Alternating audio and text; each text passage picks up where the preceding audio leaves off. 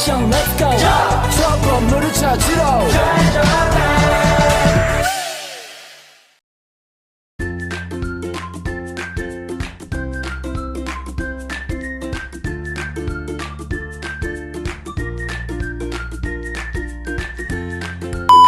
Atmosfer berasal dari kata atmos yang berarti udara atau uap.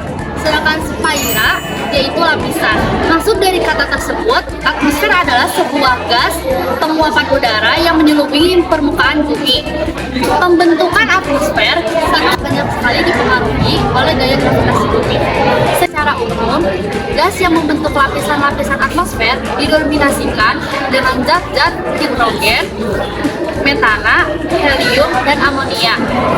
Gas-gas tersebut dapat memanjang 560 km di permukaan bumi. Adapun fungsi-fungsi dari atmosfer adalah sebagai berikut. Yang pertama, melindungi bumi dari benda-benda di luar angkasa yang jatuh akibat gaya gravitasi bumi. Yang kedua adalah mengatur proses penerimaan panas dari matahari yang berlebihan dengan cara menyerap serta memantulkan sinar matahari.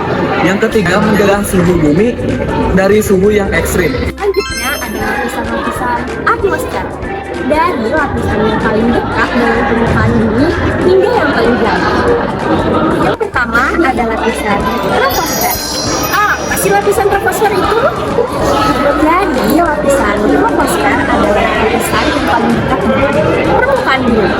Lapisan ini berada pada ketinggian 0 hingga 18 km dari permukaan langit. Apa sih ciri-cirinya? Lapisan troposfer adalah lapisan yang paling tipis.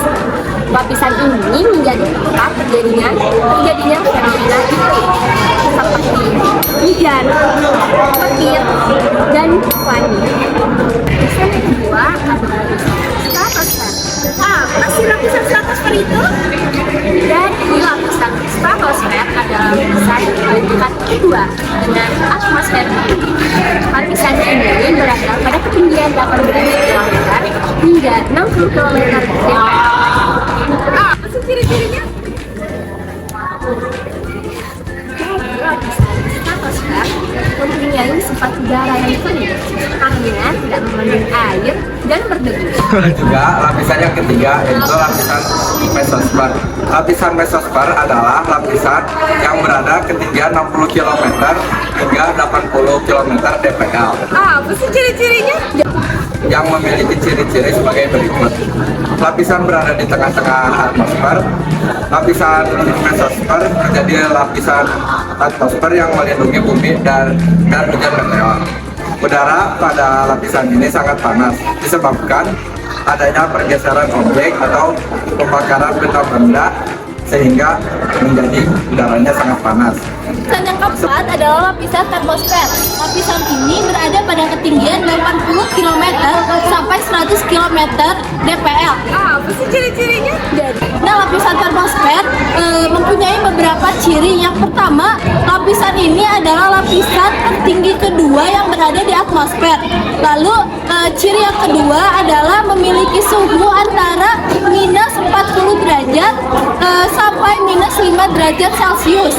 Lalu lapisan kelima adalah lapisan ionosfer. Lapisan ini berfungsi sebagai penyebar gelombang radio dan juga gelombang komunikasi. Pada lapisan ionosfer ini berada pada ketinggian 80 km sampai 1500 km dpl. Apa sih ciri-cirinya? Yang pertama yaitu lapisan ini memiliki suhu sekitar 0 derajat sampai lebih dari 70 derajat Celcius. Lalu yang kedua, semua atom pada lapisan ini pasti mengalami namanya ionisasi. Ada juga lapisan yang terakhir yaitu lapisan exosfer. Ya, merupakan lapisan atmosfer yang terakhir yang berada di ketinggian 800 km sampai 1500 dpl. Apa sih ciri-cirinya? Tempatnya terjadi pergerakan atom-atom secara tidak beraturan, merupakan lapisan yang sangat panas, memiliki kandungan gas-gas atmosfer yang sangat rendah.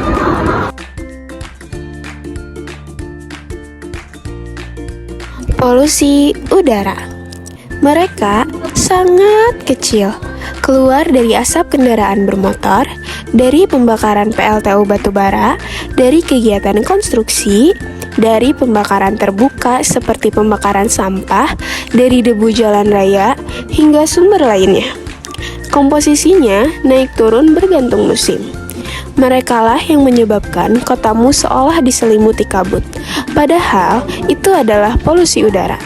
Jika monster ini terhirup masuk ke paru-paru dan organ penting kita, resikonya sakit stroke, jantung, kanker, asma, diabetes, hingga memperparah resiko kesehatan saat maraknya COVID-19 seperti di tahun 2020 lalu.